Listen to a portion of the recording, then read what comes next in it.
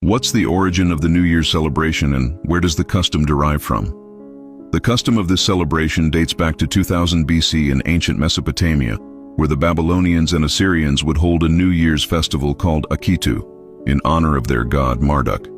The Babylonians held this festival in spring, the new moon after the vernal equinox in March, while the Assyrians held it around the autumn equinox in mid-September.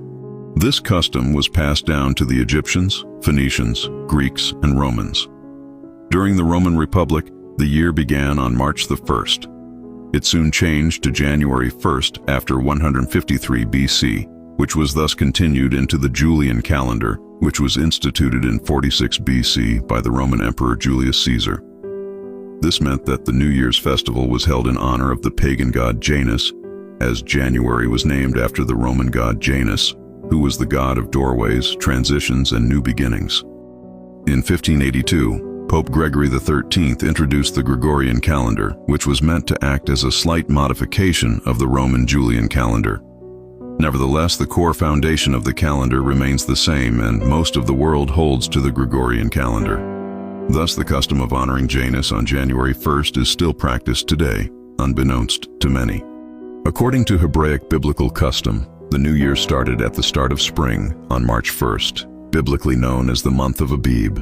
This date is much more in alignment to when the New Year should start, as the inception of spring signifies renewal, rejuvenation, growth, and rebirth, which is in accordance with nature, whereby flowers start to bloom, trees start to bud, and animals start to mate.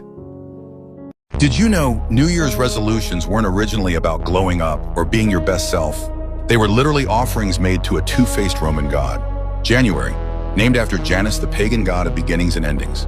People would stand in front of a statue with two faces, making vows and promises. They hoped the god would bless their year. Fast forward to now, and we're basically doing the same thing. We have year-end recaps, reflection posts, and January 1st resolutions. We do this without realizing where it came from. But here's where it gets wild. After Rome fell, a lot of nations actually went back to starting the year in the spring. This was during the biblical month of Abib, exactly how God said to do it. And that stayed the norm for centuries. Then the Renaissance hits, European powers rise, white supremacy resurges, and suddenly January 1st is forced back into place. This is the same day tied to Janus. Papal decrees, colonial laws, the Gregorian calendar, all of it pushing January 1st as the official New Year, even though the Bible already gave a completely different date, spring, based on the new moon. Tradition replaced commandments. And here's the part nobody teaches. January 1st was known among enslaved Black Americans as Hiring Day or Heartbreak Day.